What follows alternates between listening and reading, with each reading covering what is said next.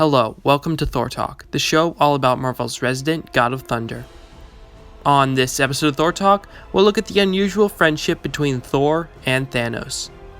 The Marvel Cinematic Universe has established the two characters as bitter enemies, and things are about the same in the comics, but there was a time and place when the Mad Titan and the God of Thunder were brothers in arms. Let's take a look on Thor Talk. I am Thor the Thunderer, son of Odin, prince of Asgard, and this world is under my protection.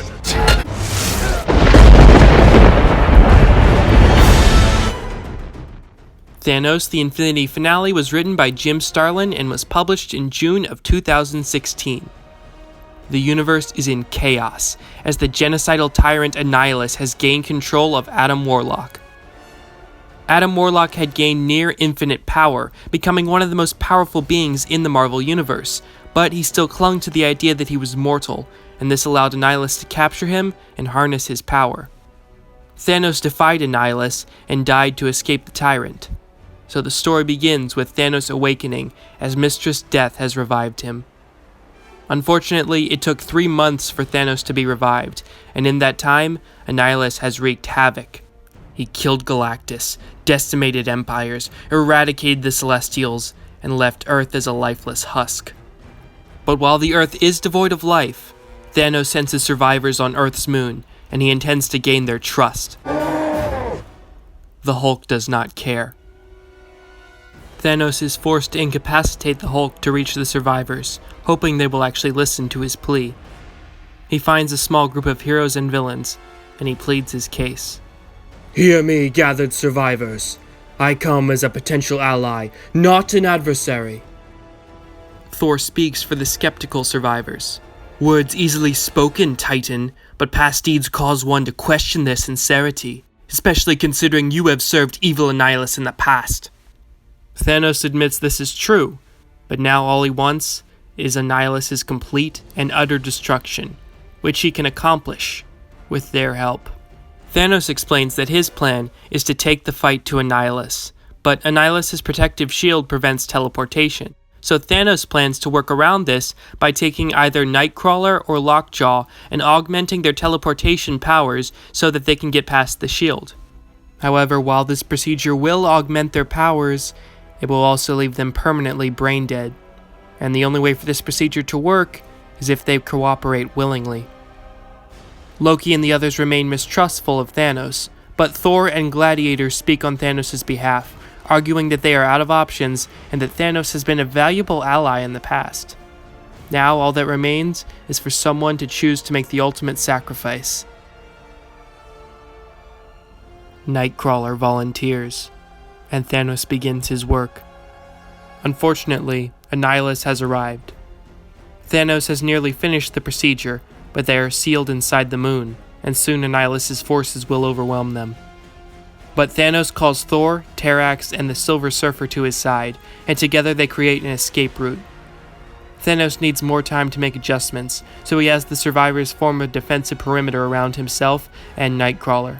As the Annihilation Wave emerges, Thor leads the charge. Be merciless in your defense, warriors! We battle to save all you hold dear!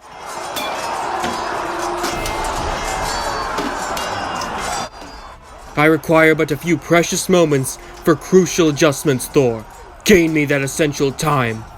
We shall, but make haste. The numbers are against us. The survivors fight as if the very universe depends on it, for indeed, it does. But Annihilus begins to channel Adam Warlock's destructive power. He begins by using this power to attack Thanos.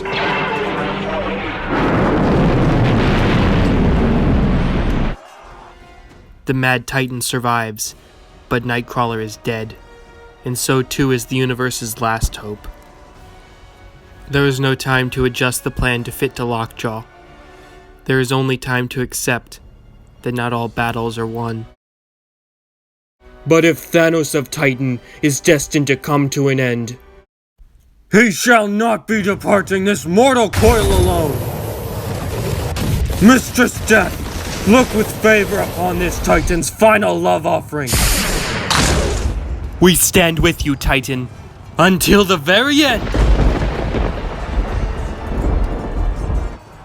Annihilus wants blood spilled. No mercy, no quarter.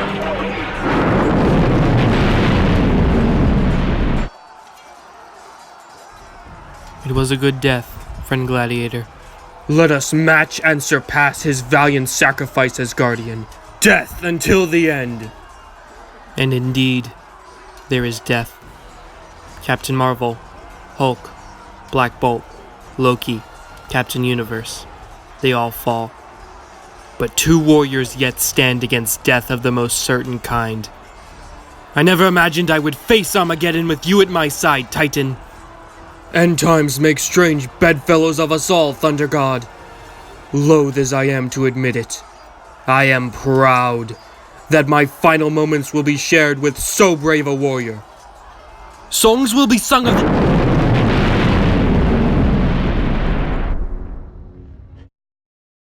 Go forth to your final reward as guardian, knowing you did fight the good fight. Thanos, on the other hand, has no Valhalla or any other promising afterlife awaiting. This time, Mistress Death's Paramir's end shall be absolute. This I do accept. Thanos prepares to embrace his end as Annihilus pulls back so that he can destroy Thanos and the Earth at the same time. But meanwhile, Pip the Troll has found Adam Warlock and he wakes him up. But Adam Warlock was startled from being awoken, and he had not yet fully begun to comprehend the power he now possessed. For the startled Adam started to wipe out the universe. He didn't know it, but it began all the same. Thanos solemnly watches as a white light terminates all that was, and all that ever will be. Eternity and infinity look on, as they are washed away by a river of light. The light has taken everything. It is now a yawning void. All that was, and all that ever will be. Adam Warlock is screaming. There is nothing left. All is lost.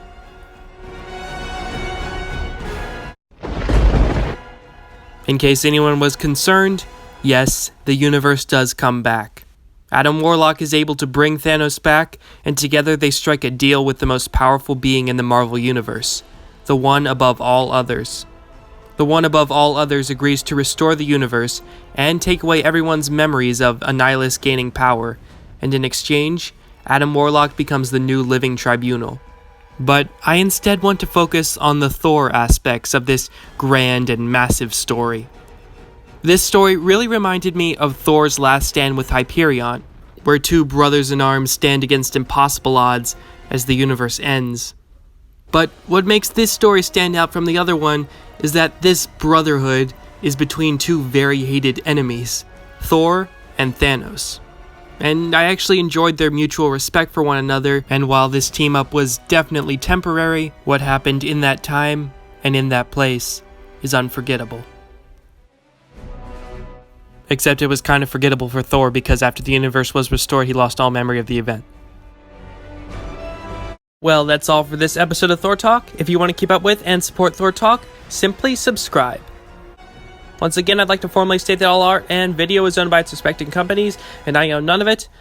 With that said, see you next time on Thor Talk, where... You'll be holding